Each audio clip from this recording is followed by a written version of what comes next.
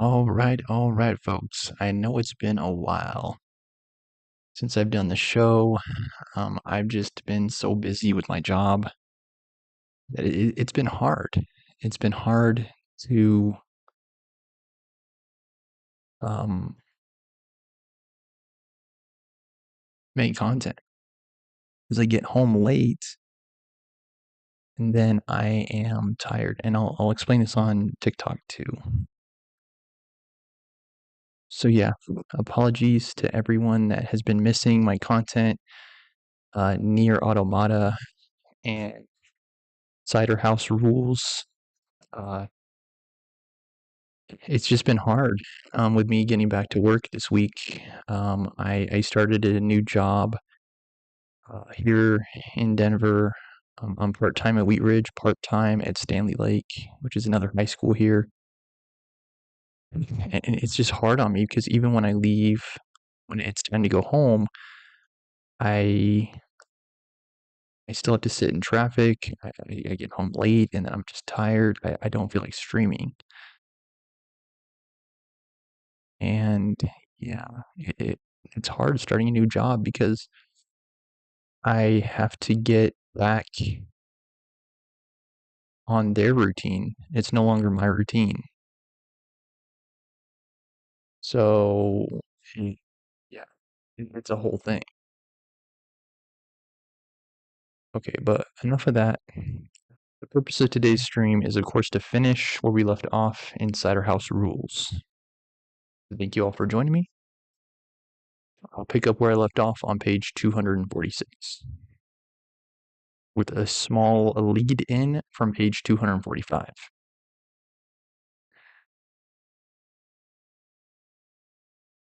In Olive Heart's Rock and Heart's Haven, from the briny gurgle of lobstering life to the chlorine security of the Haven Club pool, from the bustle of the making ready in the apple mart to the work in the fields, there was nothing that cost Homer a single sharp reminder of St. Cloud's. Nothing until the first rainy day, when they sent him, with a small crew of scrubbers and painters, to the cider house. Nothing about the building from the outside prepared him. On or in various farm vehicles, he'd lumber past it often. A long, thin, one-story shed-roofed building in the shape of an arm, held at a right angle. In the elbow of the building, where there was a double-door entrance, were the cider mill and the press, the grinder, the pump engine, and the grinder engine, and the 1,000-gallon tank. One wing of the building was studded with refrigeration units. It was a cold storage room for the cider. In the other wing was a small kitchen, on which were extended 2 long rows of iron hospital-style beds, each with its own blanket and pillow. Mattresses were rolled neatly on each of more than 20 beds. Sometimes a blanket on wire runners enclosed a bed, or a section of beds, in the semi-privacy that Homer was associated with the hospital ward. Unpainted plywood shelves between the beds formed primitive but stable wardrobe closets, which contained those twisted goosenecks reading lamps. Wherever there was the occasional electrical outlet. The furniture was shabby but neat, as if rescued or ejected from hospitals and offices, where it had been exposed to relentless but considerate use. The swing of the cider house had the functional economy of a military barracks, but it had too many personal touches to be institutional.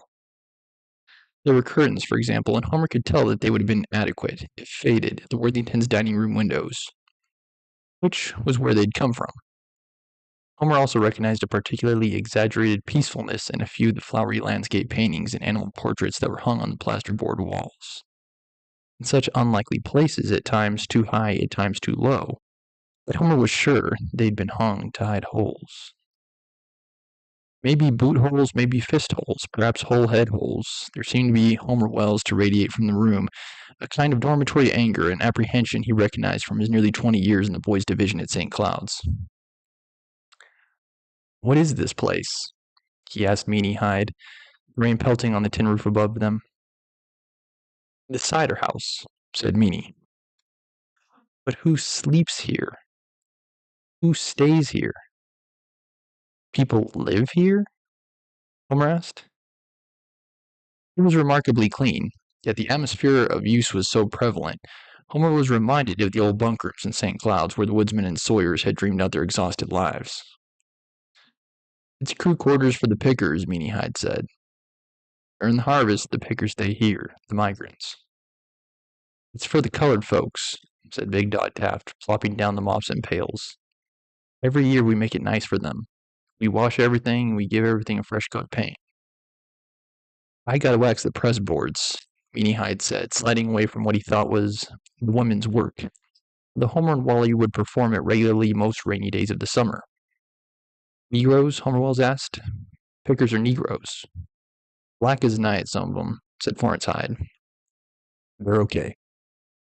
They're nice, called Meanie Hyde.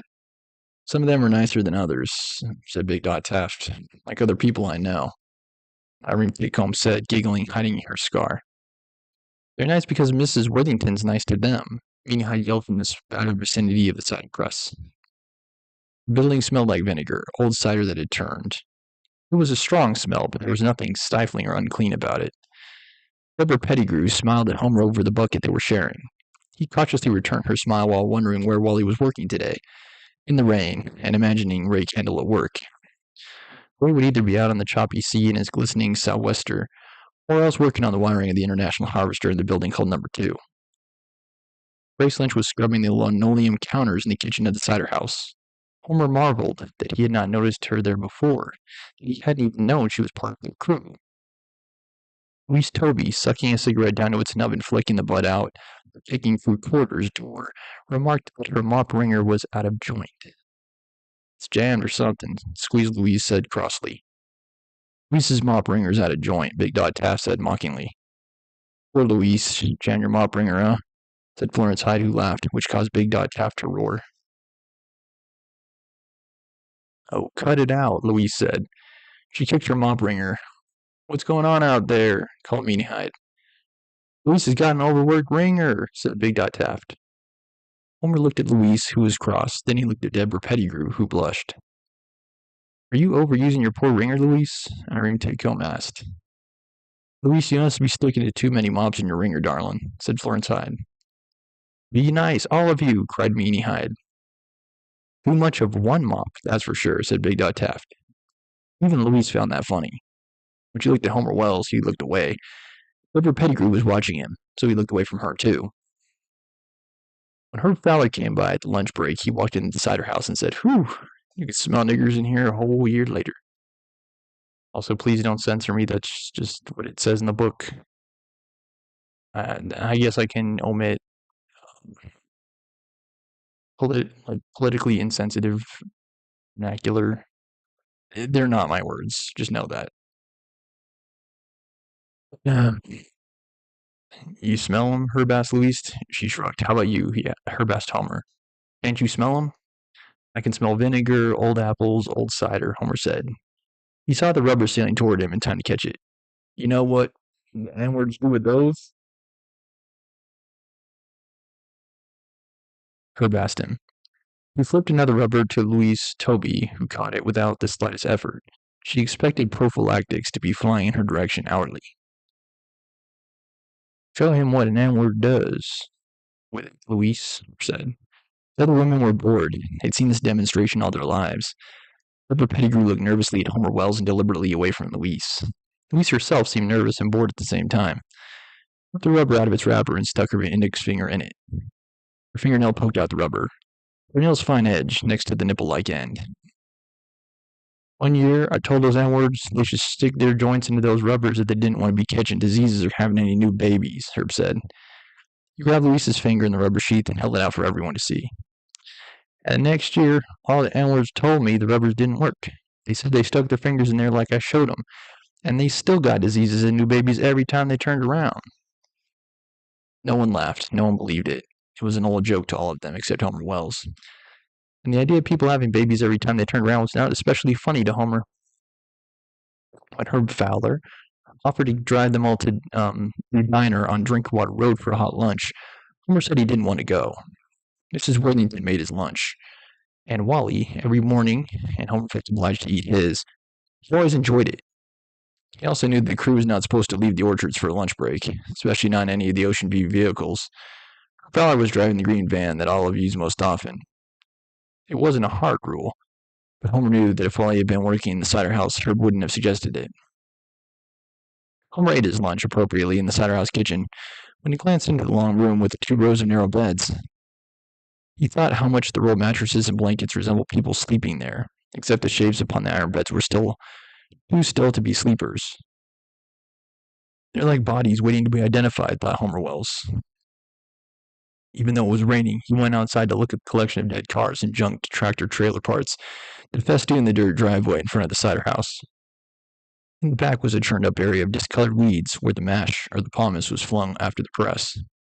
The pig farmer from Waldboro drove all the way just to have it, Meanie Hyde had told Homer.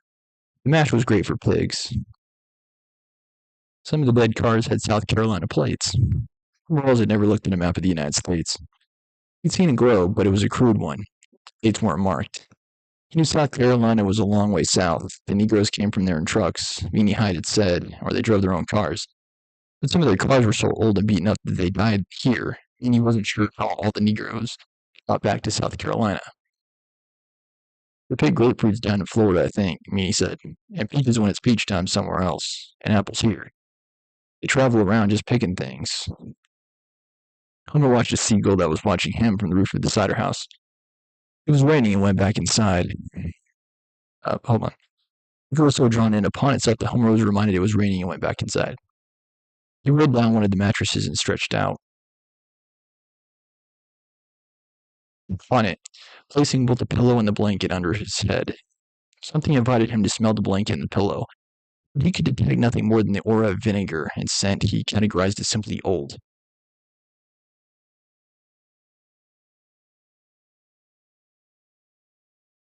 The blanket and pillow felt more human than they smelled, but the deeper he pushed his face into them, the more human their smell became. He thought about the strain on Louise Toby's face, and how her finger had stretched itself out in the rubber, the way her nail had looked ready to slice through. He recalled the mattress in the Sawyer's Lodge in St. Cloud's, where Melanie had introduced him to the way he felt now. He took himself out of his work jeans and masturbated quickly, the springs of the old iron bed creaking sharply.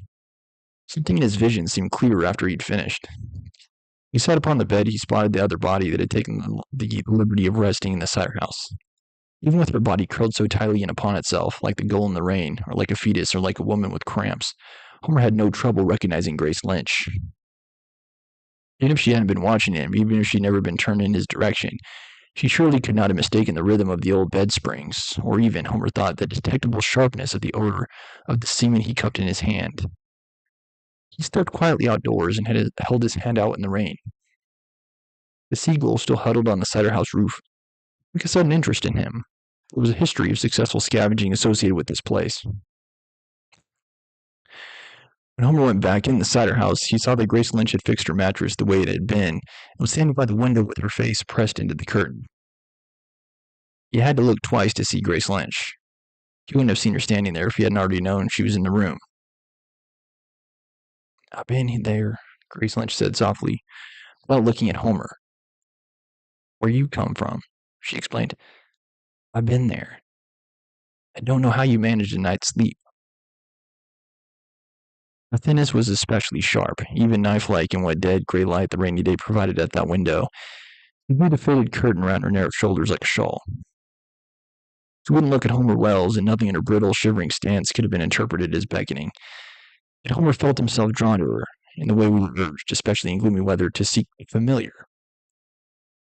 In St. Cloud's, one grew accustomed to victims, and the attitude of victim shone stronger than reflected sunlight from Grace Lynch.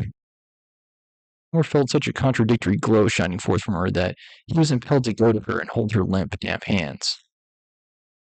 "Funny," she whispered, still not looking at him.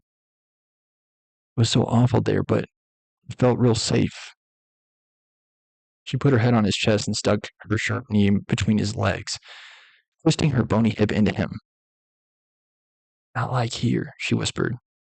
"It's dangerous here." Her thin, bony hand slipped into his pants, as skittish as a lizard. The noisy arrival of the green van containing the escapees to a hot lunch saved him. Like a startled cat, Grace sprang crazily away from him. When they all came through the door, she was digging the grit from a seam in the linoleum on the kitchen counter, using a wire brush that Homer hadn't noticed she had in her hip pocket. Like so much of Grace Lynch, it had been concealed. Tension in the look she gave him at quitting time, Drove back to the Apple Mart on Big Dog Taft's jolly lap was enough to tell Homer Wells that whatever was dangerous had not deserted Grace Lynch, and that he could travel far, but never so far that the victims of St. Cloud's would ever desert him. The night after Grace Lynch attacked him, Homer had his first date with Deborah Pettigrew. It was also the first time he went to the drive-in movie with Candy and Wally. They all went in Senior's Cadillac. Homer and Deborah Pettigrew sat in the splotched back seat, where only a couple of months ago poor Curly Day had lost control of himself. Homer was unaware that the purpose of drive-in movies was ultimately for losing control of oneself in the back seats of cars. Homer's never been to a drive-in before, Wally announced to Deborah Pettigrew when they picked her up. The Pettigrews were a large family who kept dogs. Many dogs, mostly chained. Some were chained to the bumpers of several undriven, believed to be dead cars that so permanently occupied the front lawn that the grass grew through the drive shafts and the axle bearings. As Homer stepped gingerly around the snapping dogs en route to Deborah's front door, the dogs lunged against the unbudging cars. Pettigrews were a large family in both numbers and flesh. Deborah's fetching chubbiness was but a slight reminder of the family's potential for girth. At the door, Deborah's mother greeted Homer massively. She of the monstrous genes responsible for the likes of Deborah's sister, Big Dog Taft. "Deborah?" shrieked Deborah's mother. "It's your beau." "Hi, sweet pie," she said to Homer. "I've heard all about how nice you are and what good manners you've got. Please excuse this mess." Deborah, blushing beside her, tried to hurry Homer outside as forcefully as her mother wished to usher him in. He glimpsed several huge people, some with remarkably swollen faces as if they'd lived half their lives underwater, or had survived incredible beatings, all with wide, friendly smiles, which contradicted the untold viciousness of the dogs barking in such a frenzy at Homer's back. "We have to go, Mom," Deborah whined, shoving Homer out of the door. "We can't be late." "Late for what?" Someone cackled from the house, which shook with heavy laughter. Coughs followed, which were followed by labored sighing before the dogs erupted in such force that Homer thought the noise of them could be sufficient to keep him and Deborah from ever reaching the Cadillac. "Shut up!" Deborah yelled to the dogs. They all stopped, but only for a second. When Wally said Homer's never been to a drive-in before, he had to shout to be heard over the dogs. "I've never been to a movie before," Homer admitted. "Gosh," said Deborah Pettigrew. She smelled nice. She was much neater and cleaner than she looked in her Apple Mart clothes. Deborah dressed with a certain pert orderliness for working too. Her chubbiness was restrained, and as they drove to Cape Kenneth, her usual good nature emerged so warmly that even her shyness disappeared. She was a fun girl, as they say in Maine. She was nice-looking, relaxed, good-humored, hard-working, and not very smart.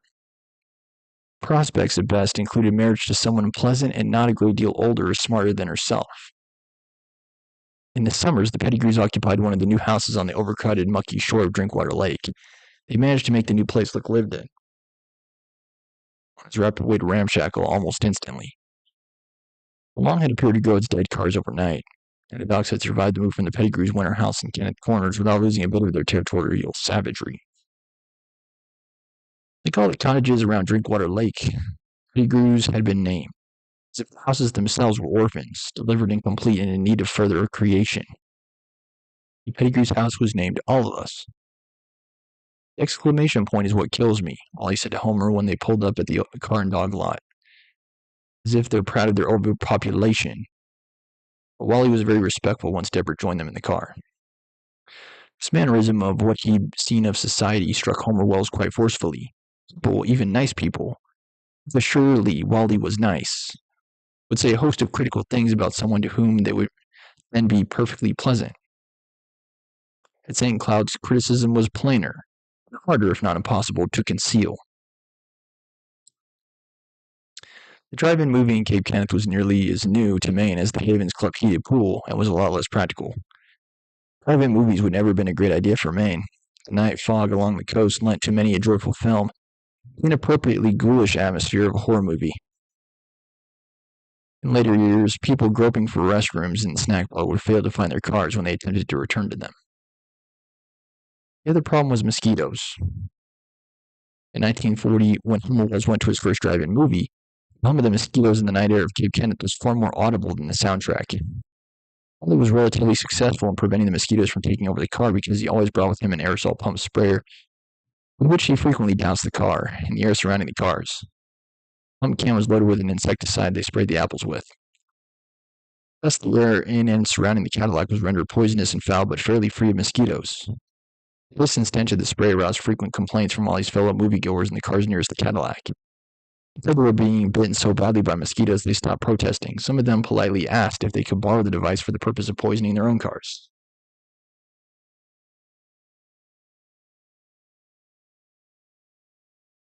There was no snack bar at Cape Kenneth Drive-In 1940, and there were no restrooms.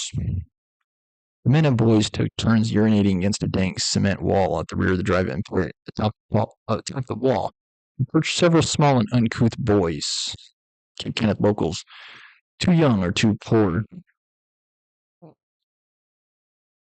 Too young or too poor for cars, who used the wall to watch the movie even though they were well beyond the possibility of hearing it. Occasionally, when the movie was dissatisfying, they peeped from the top of the wall onto the luckless people who were peeing against it. Those women were not expecting to pee at the drive-in, and consequently were better behaved than the men and boys. The women drank less, for example, although their behavior inside the cars could not be monitored. It was wondrous, this whole experience for Homer Wells. He was especially acute at noticing what human beings did for pleasure. But there could be no mistake about it, they chose to do. Because he had come from a place where choice was not so evident, and examples of people performing for pleasure were not plentiful. It amazed him that people suffered drive-in movies by choice and for pleasure, but he believed that if he failed to see the fun in it, it was entirely his failure. What he was most unprepared for was the movie itself. After people honked their horns and blinked their headlights and exhibited other less endearing forms of impatience, Homer heard what was unmistakably the sound of someone vomiting against a fender. The gigantic image filled the sky. It's something's mouth, thought Homer Wells. The camera backed or rather lurched away. Something's head, a kind of horse, thought Homer Wells. It was a camel, actually, but Homer Wells had never seen a camel or a picture of one. He thought it was a horribly deformed horse, a mutant horse. Perhaps some ghastly fetus phase of a horse. The camel staggered back farther. Surrounded by the camel's grotesque hump was a black-skinned man almost entirely concealed in white wrappings. Bandages, thought Homer Wells. The ferocious black Arab nomad brandished a frightening curved sword. Whacking the lumbering camel with the flat of the blade, he drove the beast into a faulty, staggering gallop across such endless sand dunes that the animal and its rider were soon only a speck of on the vast horizon. Suddenly, music. Homer jumped. Words. The titles, the names of the actors were written in the sand by an invisible hand. What was that? Wally. He meant the animal, its rider, desert, the credits, everything. Some dumb Bedouin, I think, Harley said. A Bedouin? Thought Homer Wells. It's a kind of horse, he asked. What horse? Asked Deborah Pettigrew. Animal, Homer said, sensing his mistake.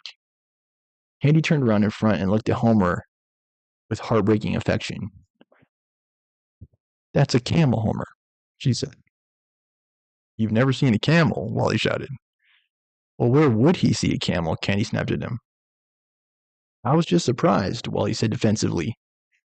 I've never seen a Negro either, Homer said. That was one, wasn't it? On the camel? Negro Bedouin, I guess, Wally said. Gosh, said Deborah Pettigrew, who looked at Homer a little fearfully as if she suspected him of simultaneously existing on another planet in another life form. Then the credits were over. The black man on the camel was gone and would never be seen again. The desert was also gone. Apparently, it had served its uncertain function. It would never be seen again either. It was a pirate movie. Great ships were blasting each other with cannons. Swarthy men with uncut hair and baggy pants were doing terrible things to nicer-looking men who were better dressed. None of the men was black. Perhaps the camel rider had been a kind of omen, thought Homer Wells. His exposure to storytelling, though, Charles Dickens and Charlotte Bronte, had never prepared him for characters who came from and traveled nowhere, for stories that made no sense. Pirates stole a chest of coins and a blonde woman from the ship of a pleasanter aspect before they sank the ship and sailed away in their own foul vessel, on which they coarsely attempted to make merry with drunkenness and song. They appeared to enjoy leering at the woman and taunting her, but some mysterious and totally unseen force kept them from actually harming her. For a whole hour, during which they harmed nearly everyone else and many of themselves. They harmed nearly everyone else and many of themselves. Hopefully I didn't read that twice. The woman, however, was reserved for more teasing, yet she protested her fate bitterly, and Homer had the feeling that he was supposed to lament for her.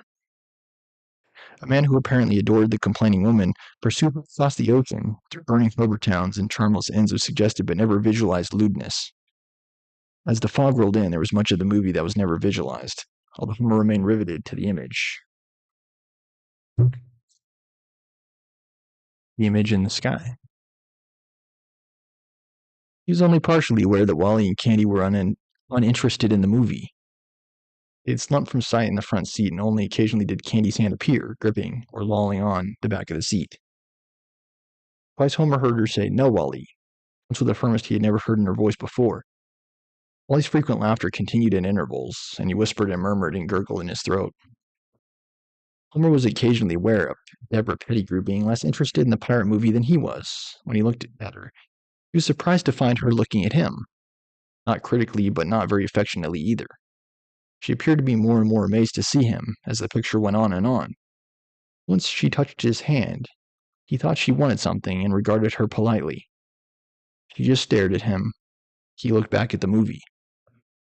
The blonde woman was forever barring her door against the captors, and they were always breaking into her room despite her efforts. They seemed to break into her room for the single purpose of demonstrating to her that she couldn't bar them out.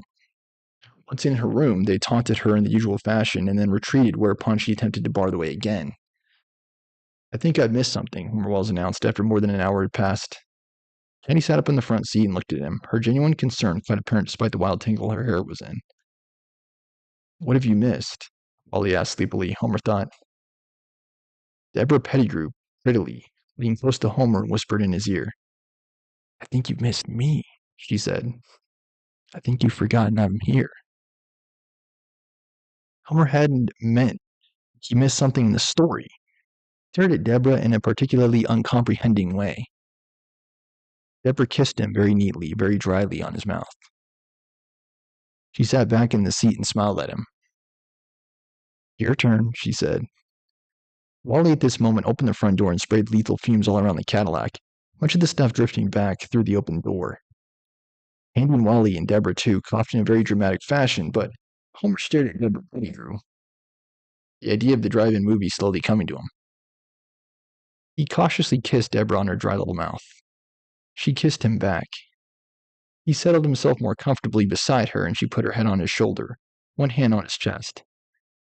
He put one hand on her chest, but she pushed it away. He knew he was still missing something, but he proceeded tentatively to discover the rules. He kissed her neck. This was acceptable. She snuggled against his neck, and something new and daring and wet licked him at the throat, her tongue. Homer permitted his tongue to venture into the poison air. He took a moment contemplating the use of his tongue. He decided to kiss her on her mouth to suggest gently the application of his tongue there. This was somewhat tensely rejected. Her own tongue pushed away, her teeth blocked further entry. He was beginning to see that it was a yes-no set of rules he had encountered. He was permitted to rub her tummy, but not to touch her breasts. The hand on her hips was allowed to remain there. The hand on her thigh and her lap was moved on. She put her arms around him and hugged him. Her kisses were friendly and sweet. He began to feel like a well-treated pet, certainly better treated than most of the Pettigrew dogs. "No," Candy said, so loudly that both Homer and Deborah Pettigrew flinched. And Deborah giggled and cuddled against him. By straining his neck and rolling his eyes toward the back of his head, Homer Wells could have managed to see the movie. At last the tireless lover had tracked the blonde woman to yet another place of bondage. The stupid woman had barred herself in again, but this time she was attempting to keep herself untouched by a rescuer. It was quite frustrating to watch him hack and flail at her door. From one of the cars in the hazardous fog around them, someone yelled, "Leave her!" Another person cried, "Kill her!" All Homer felt sure of was no one would ever fuck her. He was protected from both sex and death by something as shifty as the Cape Kenneth fog. Nor would any of them in the Cadillac pursue much adventure beyond the pleasure afforded to cherished household pets. This feeling caused Homer to remember the affection Dr. Larch had for him, and Nurse Edna and Nurse Angela had for him too. When the movie was over, he realized he was crying. He realized that although he loved where he loved Dr. Larch more than anyone else. At this point in his life, he still loved Larch more than he loved Candy. And he loved Candy. No, I'm just kidding. And he realized that he missed Larch too, while at the same time he hoped he would never again set foot in St. Cloud's. It was an overwhelming confusion that inspired his weeping, but Deborah Pettigrew mistook the cause. She thought the movie had moved him to tears. There, there, she said in a mothering tone, hugging him. Candy and Wally leaned over the front seat. Candy touched his head. It's okay, you can cry. I cry at lots of movies, she said. Even Wally was deeply respectful. Hey, buddy, he said. We know this must all be a shock to you. His poor heart, sweet Wally was thinking. You dear boy, Candy thought. Please watch out for your heart. She put her cheek against Homer's cheek and kissed him near his ear. It was a very sudden surprise to her. How much she enjoyed that kiss of friendship. It surprised Homer Wells, too. Despite the little dry kisses that Deborah Pettigrew gave him in abundance, he felt a remarkable difference surge through him at the instant of Candy's kissing him. There was a feeling that rushed him from nowhere, and he knew, looking at Wally's fond and handsome face, that it was a feeling with nowhere to go. Was that what love was, and how it came to you, leaving no options for its use? The black-skinned nomad on the camel, where did he belong in a movie about pirates? I am that black-skinned rider on that camel, thought the orphan Homer Wells. What was he called? Later, after he'd taken Deborah Pettigrew home and had nearly been eaten by her dogs, he asked Wally. Homer sat up in front of the Cadillac, Candy in the middle seat between them. A Bedouin, Wally said. I'm a Bedouin, thought Homer Wells. When Candy fell asleep, she slumped against Wally's shoulder, but this bothered his driving. He pushed her very gently in Homer's direction. The rest of the way to Heart's Haven, she slept with her head on Homer's shoulder, her hair lightly touching his face. When they got to Ray Kendall's Lobster Pound, Wally shut off the car and whispered, Hey, Sleepy.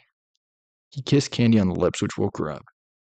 She sat bolt upright for a second, disoriented. She looked accusingly at both Wally and Homer, as if she weren't sure which of them had kissed her. Easy, Wally said to her, laughing. You're home. Home, thought Homer Wells. He knew that for the Bedouin, come from nowhere, going nowhere, there was no home. In August of that same summer, another Bedouin left what had been home for him. Early day departed St. Cloud's for Booth Bay, where a young druggist and his wife had recently moved, and he plunged into a life of community service. Dr. Larch had his doubts about the young couple, but he had more doubts regarding Curly Day's resilience to another winter in St. Cloud's. The end of the summer was the last good time for visits from adoptive families. The good weather in the early fall was brief, and Curly's general positivism had been in decline since the departure of Homer Wells. Curly could never be convinced that Homer had not somehow stolen the beautiful couple whom a kinder fate had intended for him. The druggist and his wife were not a beautiful couple. They were well off and good-hearted, but they had not been born to a life of ease. It seemed unlikely that they would ever adjust to anything resembling gracious living. They'd striven for their station in life. Their idea of helping their fellow man seemed rooted in the notion that their fellow man should be taught how to strive. They had requested an older orphan. They wanted someone capable of doing a few hours' work in the drugstore after school. They saw their childishness as entirely God's decision, and agreed that God had meant for them to find a foundling and educate him in the methods of self-support and self-improvement, for which the foundling would be broadly rewarded by inheriting the young couple's pharmacy, and with it the means to care for them in their apparently eagerly anticipated old age. They were practical and Christian people, albeit grim when they reviewed for Larch their earlier efforts to have a child of their own. Before he met the couple at a time when he had only corresponded with them by mail, Larch had hoped he might persuade them to allow Curly to keep his first name. An orphan gets to be as old as Curly, Larch argued. The name has more than casual significance. But Larch's hopes sank when he saw the couple. The young man was prematurely bald, so perfectly bald that Larch wondered if the fellow had not suffered for the application of an untested pharmaceutical product, and the young wife's hair was fine and lank. The couple seemed shocked at the wealth of Curly Day's curly hair, and Larch imagined that their first family trip would probably include a visit to the barber. Any thanks on TikTok for your help? Curly himself seemed as unenthusiastic about the couple as the couple were unenthusiastic about his name, yet he wanted to leave St. Cloud's. Badly. Arch saw that the boys to hope for an adoption as dazzling as the one he'd imagined, for a couple as glittering with the promise of another life as Candy and Wally were. The very plain young couple from Booth Bay, Curly Day said to Dr. Larch, "They're okay. They're nice, I guess. And Booth Bay is on the coast. I think I would like the ocean." Larch did not say to the boy that the couple adopting him did not appear to be a boating couple or a beach couple, or even a fishing off a dock couple. He suspected them of thinking that a life of playing with, on or in the sea was frivolous, something for tourists. Larch thought that way himself. Larch expected that the drugstore remained open every daylight hour of the summer, that the hardworking young couple remained in the store every minute, selling tanning oil to summer people while they themselves stayed as pale as winter, and were proud of it. "You can't be too choosy, Wilbur," Ursedna said. "If the boy gets sick, there'll be lots of pills and cough medicines around." "He'll still be Curly to me," Angela said defiantly. Worse, Larch imagined. He'll always be Curly to Curly. But Larch let him go. It was high time for him to be gone. That was the main reason. The couple's name was Renfret, called Curly Roy. And so Roy Curly Renfret took up residence in Booth Bay. Renfret's pharmacy was a harborfront store. The family lived several miles inland, where the sea was out of sight. But not out of scent, Mrs. Renfret had maintained. She declared that, when the moon was right, the ocean could be smelled from the house. Mine's itching, speaking of which. Now with Curly's nose, Dr. Larch imagined. Curly's nose was such a constant streamer, Dr. Larch suspected that Curly had no sense of smell at all.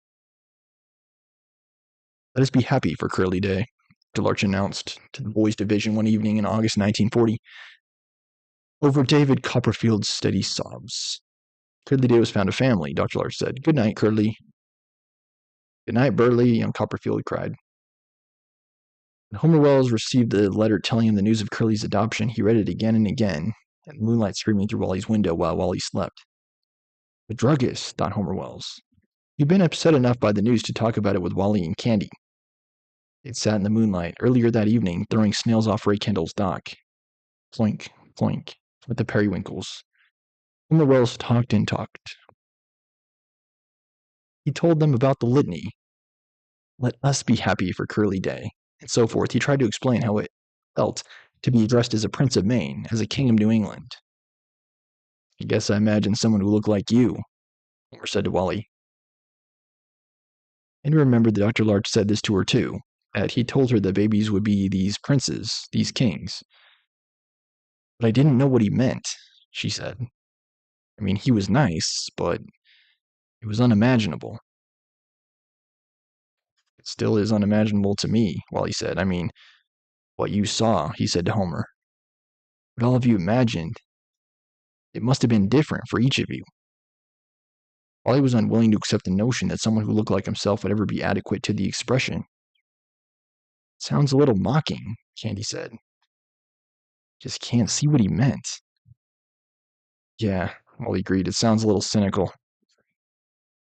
"Maybe it was," said Homer Wells. "Maybe he said it for himself and not for us."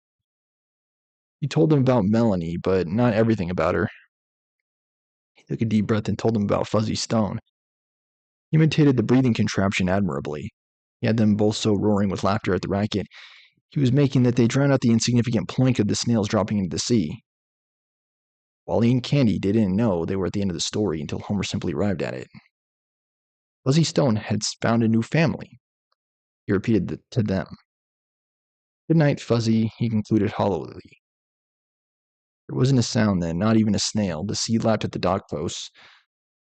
The boats moored around them rocked on the water. The line was pulled tight and yanked out of the water. You could hear the water drip off the line. When the thick ropes were stretched, they made a noise like grinding teeth. "Curly Day was the first boy I circumcised," Homer Wells announced, just to change the subject from Fuzzy Stone. "Dr. Larch was there when I did it," Homer said, "and a circumcision is no big deal. It's really easy." while he felt his own penis inch toward itself like a snail. Candy felt a cramp knot in her calf, and she stopped swinging her legs off the edge of the dock. She drew her heels up to her buttocks and hugged her knees. Curly was the first one, Homer said. I made it a little lopsided, he confessed. We drive up to Booth Bay and see how he's doing, Wally suggested. What will we see? Candy wondered. Do you imagine Curly peeing all over the Cadillac again and telling them again he was the best one? I don't think that would be a good idea, Homer said. He went with Wally back to Ocean View and wrote Dr. Larch a long letter, his longest so far. He tried to tell Arch about the drive-in movie, but the letter degenerated into a critique of the movie itself. And so he tried to change the subject. Should he tell him about Herb Fowler carrying all the prophylactics? Although Dr. Larch approved of everyone using prophylactics, he would hardly have approved of Herb Fowler. Did he tell the Larch he had learned the real purpose of the drive-in? Wasn't it to tease oneself and one's date into a state of sexual frenzy, which neither of you were allowed to act upon? Dr. Larch would certainly not think highly of that. Did he tell Dr. Larch what Grace Lynch had said and done, or how he dreamed about her, or how he imagined he was falling in love, or already had fallen in love with Candy, which he knew was forbidden? What do I say I miss you? He wondered. When I don't mean I want to come back. And so he ended the letter in his fashion. He ended it inexactly. I remembered when you kissed me, he wrote to Dr. Larch. I wasn't really asleep. Yes, thought Dr. Larch, I remember that too. He rested in his dispensary. Why didn't I kiss him more? Why not all the time? In other parts of the world, he dreamed, they have drive-in movies. He always used more ether than he should have before the annual meeting of St. Cloud's Board of Trustees. He never quite understood what a Board of Trustees was for, and his impatience with the routine inquiries was growing. In the old days, there had been the Maine State Board of Medical Examiners. They never asked him any questions. They never wanted to hear from him.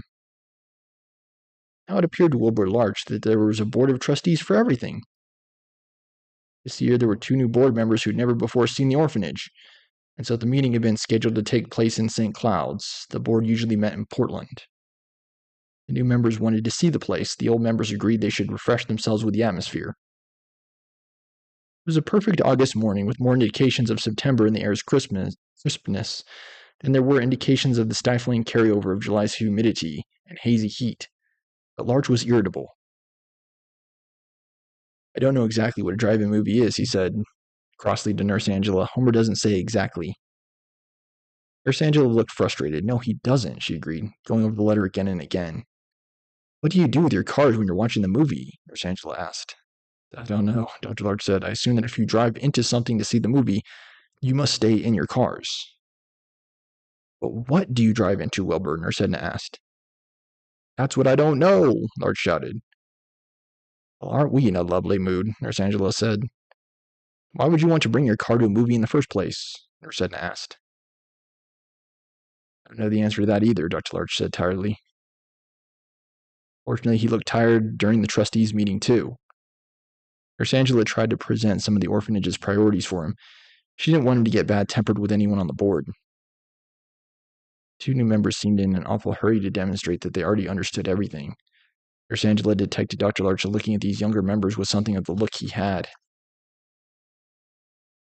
The look he firmly had reserved for Clara, in the days when Larch would discover that Homer's cadaver had been put away properly. The new woman on the board had been appointed for her abilities at fundraising. She was especially aggressive. She'd been married to a Congregationalist missionary who committed suicide in Japan. She returned to her home state of Maine with a zeal for putting her considerable energies to work for something doable. Japan had not been at all doable, she kept saying. Maine's problems, by comparison, were entirely surmountable. She believed that all Maine needed, or lacked, was organization. She believed every solution began with new blood. A phrase Nurse Angela observed that caused Dr. Larch to pale as if his own blood were trickling away from him. That's an unfortunate expression for those of us familiar with hospital work, Dr. Larch snapped once. The woman, Mrs. Goodall, did not look sufficiently bitten. Mrs. Goodall expressed, albeit coldly, her admiration for the severity and the duration of Dr. Larch's undertaking, and her respect for how much experience Larch had. and his assistants with administering St. Cloud's. Perhaps they all could be invigorated by a younger assistant. A young intern, a willing toiler, with some new ideas in the obstetrical field, Mrs. Goodall suggested. I keep up with the field, Dr. Larch said, and I keep up with the number of babies being born here. Well then, how about a new administrative assistant? Mrs. Goodall suggested. Leave the medical practice to you. I'm talking about someone with a grasp of some of the newer adoption procedures, or just someone who could handle the correspondence and the interviewing for you. I could use a new typewriter, Dr. Larch said. Just get me a new typewriter and you can keep the assistant, or just give the assistant to someone who's really doddering around. The new man on the board was a psychiatrist. He was rather new at psychiatry, which was rather new in Maine in 1940. His name was Gingrich. Even with people he had just met, he had a way of assuming he understood what pressure they were under. He was quite sure that everyone was under some pressure. Even if he was correct about the particular pressure you were under, and even if you agreed with him, that there indeed was a certain pressure, and indeed you were under it. He had a way of assuming he knew other pressures that preyed upon you, which were always unseen by you. For example, he had seen the movie that began with the Bedouin on the camel. Dr. Gingrich might have assumed that the captive woman was under great pressure to marry someone, although it was clearly her opinion that all she wanted was to get free. His eyes and introductory smile communicated a cloying sympathy that you perhaps did not deserve, as if you were imparting by the imposed gentleness of his voice and the slowness with which he spoke the assurance that everything is much more subtle than we can suppose. The older members of the board, all men, all as elderly as Larch, were intimidated by this new man who spoke in whispers, and by this new woman who was so loud. In tandem, they seemed so sure of themselves. They viewed their roles on the board not as learning experiences or even as an introduction to orphanage life, but as opportunities for taking charge. Oh dear, Nurse Edna thought. There's going to be trouble, as if we needed any. Miss Angela thought. It wouldn't have hurt to have a young intern around, or an administrative assistant either, but she knew what Wilbur Larch was protecting his ability to perform the abortions. How could he accept new appointees without knowing the person's beliefs? Now, Dr. Larch, Dr. Gingrich said softly. Surely you know we don't think of you as doddering. Sometimes I think of myself as doddering, Larch said defensively. I suppose you might think so too. Pressure you must be under, Dr. Gingrich said. Someone with all your responsibilities should have all the help he can get. Someone with my responsibility should stay responsible, Larch said. With the pressure you must be under, said Dr. Gingrich, it's no wonder you find it hard to delegate even a little of that responsibility. I had much more use for a typewriter than for a delegate. Wilbur Larch said. When he blinked his eyes, he saw those bright stars that populated both the clear Maine night and the firmament of ether, and he wasn't sure which stars they were. He rubbed his face with his hand and caught Mrs. Goodall scribbling something on the impressively thick pad before her. Let's see, she said sharply by comparison to Dr. Gingrich's wispy voice. You're in your 70s now, is that correct? Are you 70-something? She asked Dr. Larch. Right, said Wilbur Larch, 70-something. And how old is Mrs. Grogan? Mrs. Goodall asked. Suddenly, as if Mrs. Grogan weren't present, or as if she were so old that she was incapable of answering for herself.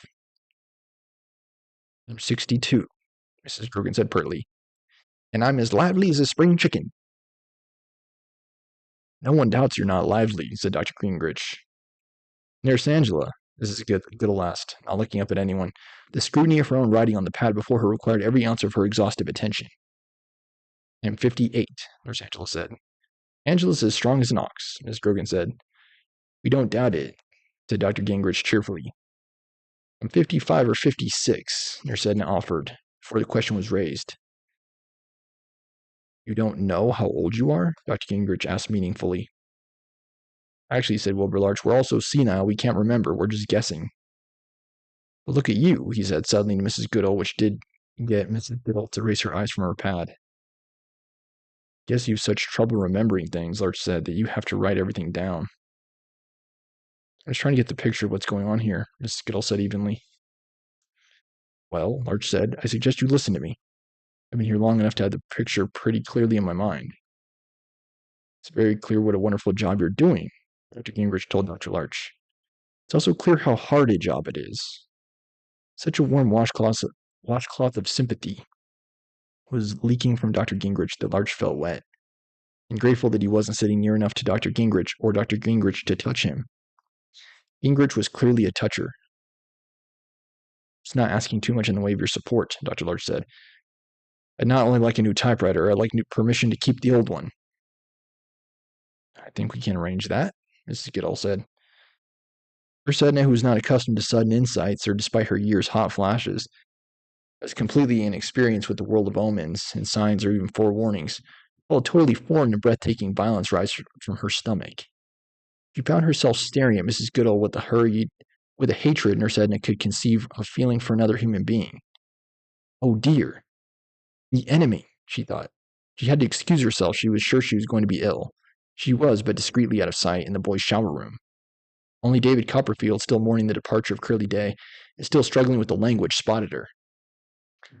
Edna? Young Copperfield asked.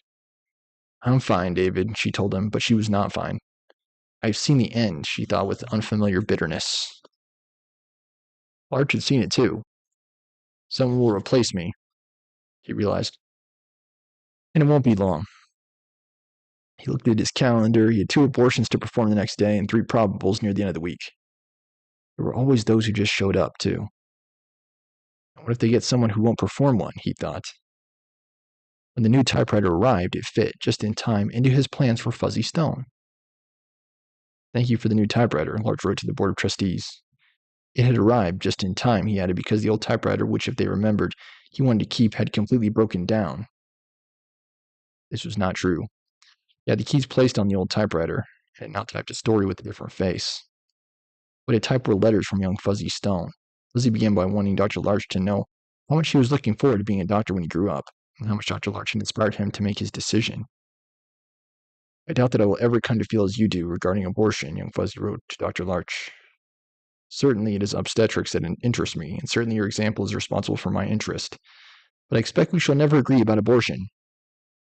Although I know you perform abortions out of your most genuine beliefs and out of the best intentions, you must permit me to honor my beliefs accordingly. And on and on. Larch covered the years. He wrote into the future, leaving a few convenient blanks. Larch completed Dr. F. Stone's training. He put him through medical school. He gave him fine obstetrical procedure, even a few variances. Dr. Larch's procedure, which Dr. Larch had Dr. Stone describe, and always Fuzzy Stone remained faithful to his beliefs. I'm sorry, but I believe there's a soul, and it exists from the moment of conception, Fuzzy Stone wrote. He was slightly pompous sounding as he grew up close to the unctuous, hopefully I'm saying that right, unctuous, in his graciousness toward Larch, even capable of condescension at times. Kind of patronizing young man will indulge in when he thinks he is developed beyond his teacher. Let me look it up. I just want to make sure I'm right about this. Never heard this word before. Unctuous.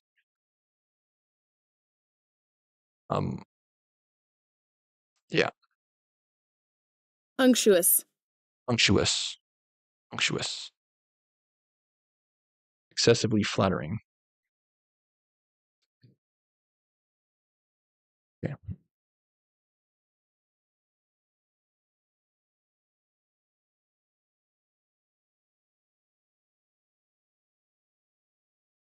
Larch gave Fuzzy Stone unmistakable self-righteousness, which he imagined all supporters of the existing law against abortion would feel at home with.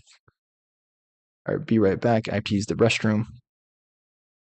Hold fast and hold tight. I'll be right back.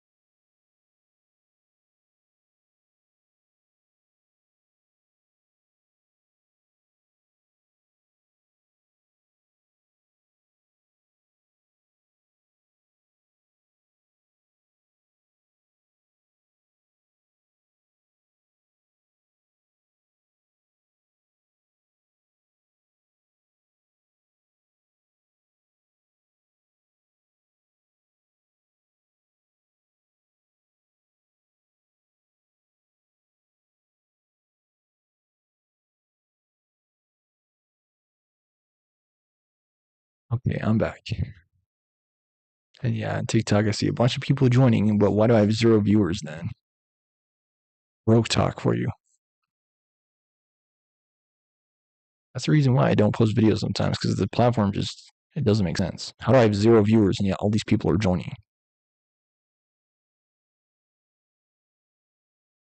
I don't know. TikTok math, I guess. Anyway,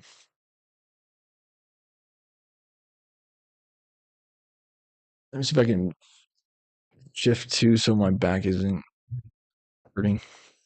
Let me see how many more pages are in this chapter. Okay, we're almost done.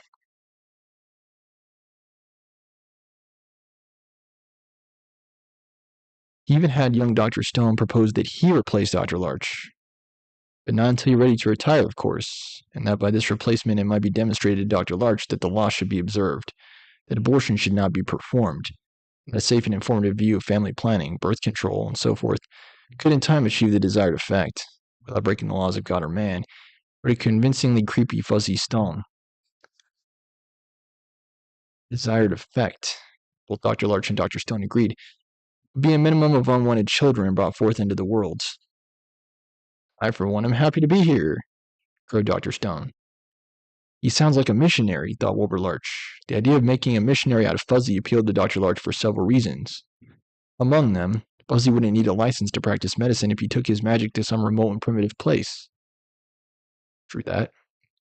He exhausted Larch, but he got it all down. One typewriter for Fuzzy that was used for nothing else, and the new one for himself.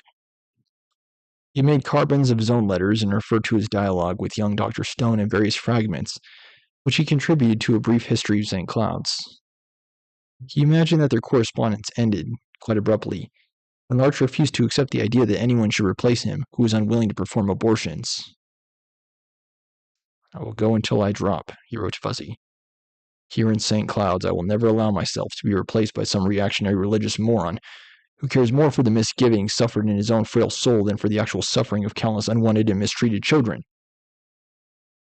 I'm sorry you're a doctor.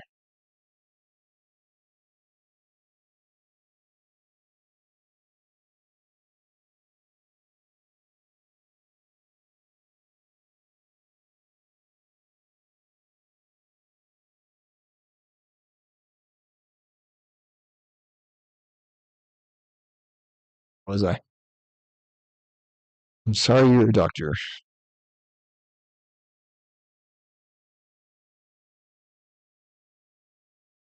I think I was on this page. Yeah.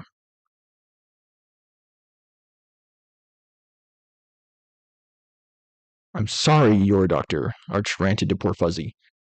I'm sorry such training was wasted on someone who refuses to help the living because of a presumptuous point of view toward the unborn. You are not the proper doctor for this orphanage. Over my dead body will you ever get my job.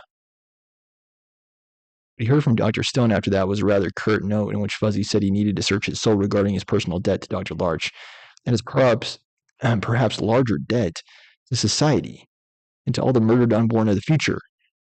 It was hard, Fuzzy implied, to listen to his conscience and not turn in.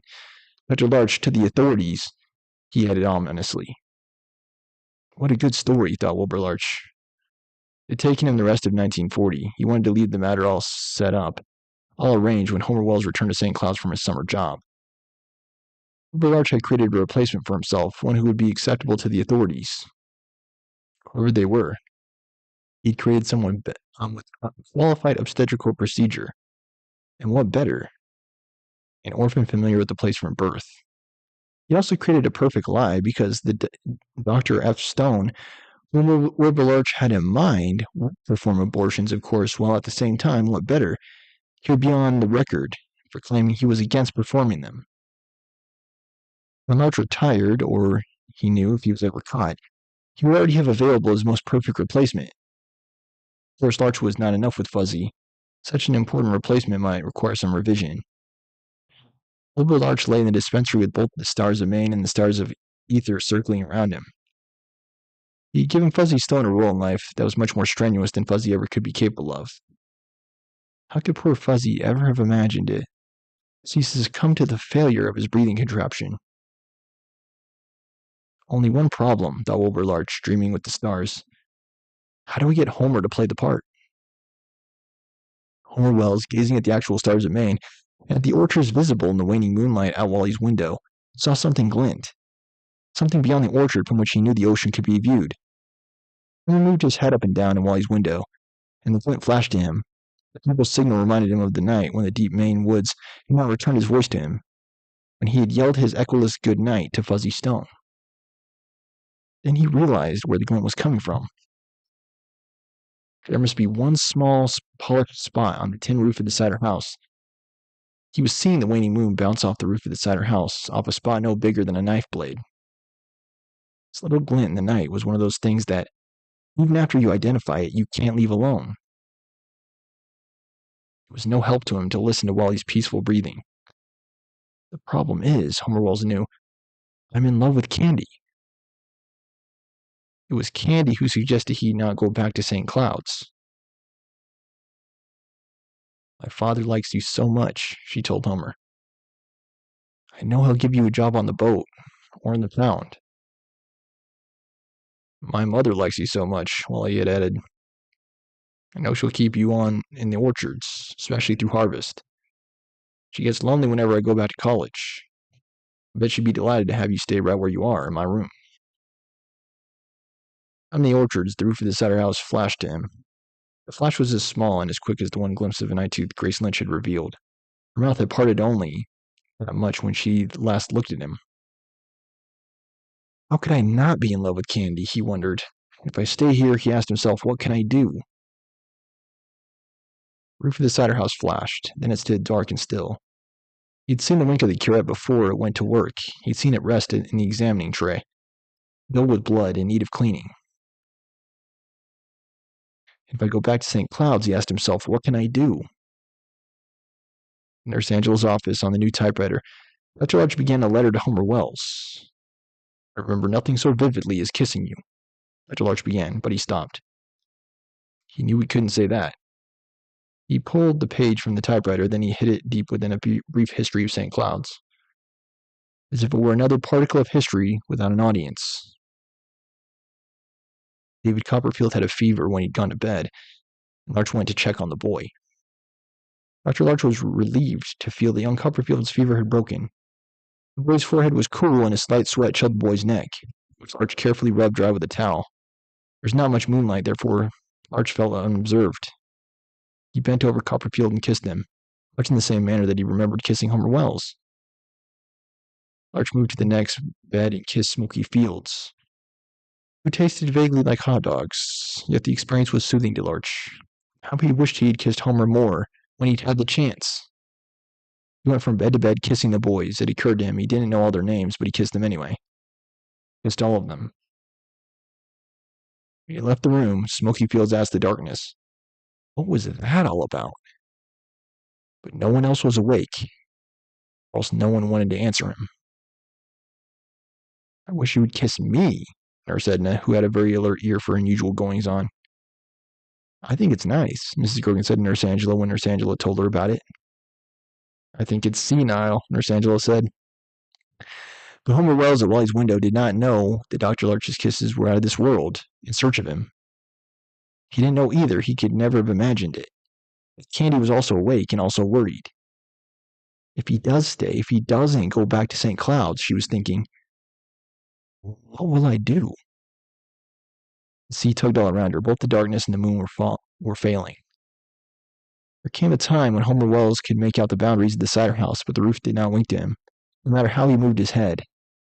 With no signal flashing to him, Homer may have thought he was speaking to the dead when he whispered, "Good night, Fuzzy."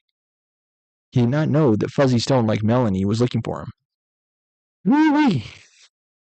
All right, that's the end of Chapter 6. Before the War is the next chapter, Chapter 7. And yeah, everybody has got the hots. Homer Wells. Okay. All right, quick afterward of the reading. Yes, these chapters are very long. Going forward in this series, what I'm going to do is I will break the chapter apart into 2 parts to make it easier on me because the chapters are so long in this book. Let me check really quick to see how many more episodes we have. Thank you so much for all the support the show receives. I was thinking about pumping my show today when I was introducing myself to all the school staff. Be like, Stormer Show, follow me online. But I'm sure if they're curious, they can look me up. It's not hard to find. At least I don't think so. So I don't know. Okay, let's see, six. So there are 11 chapters in the book. And that in turn means that there are 5 more chapters in this book. And we just finished the 6th chapter. So there should be approximately 10 more episodes of Cider House Rules.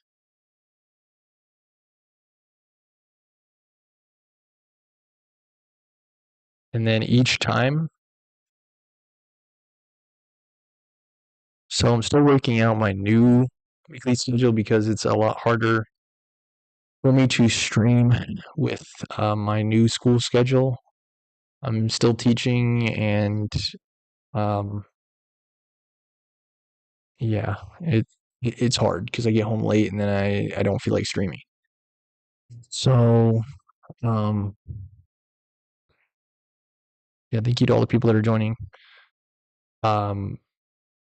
What I'll do is I will have a notes review for each chapter when I begin a new chapter.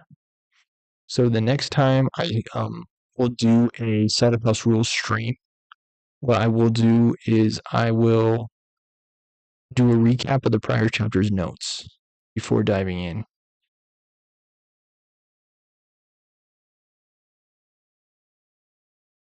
Yeah, see, like I'm already tired. To my credit and tribute, I haven't drank. I haven't. Is it drunken or drank?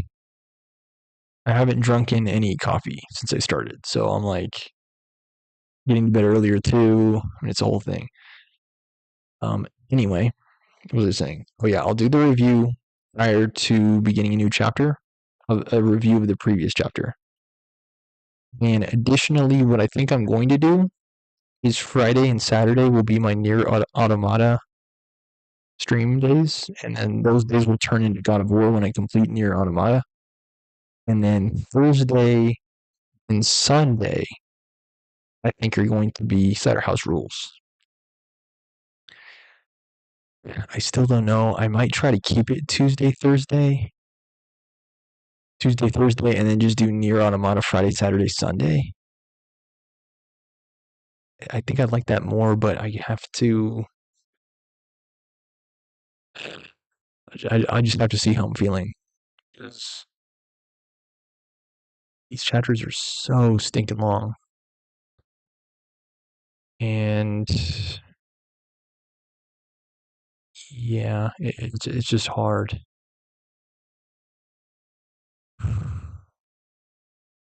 Well, on that note, I hope you're enjoying the series. I hope you're enjoying listening to me reading it. And if so, please support the show. If you're on YouTube, like, comment, share, subscribe. Donations, Venmo, Stormer Show. If you're on TikTok, like, follow, share.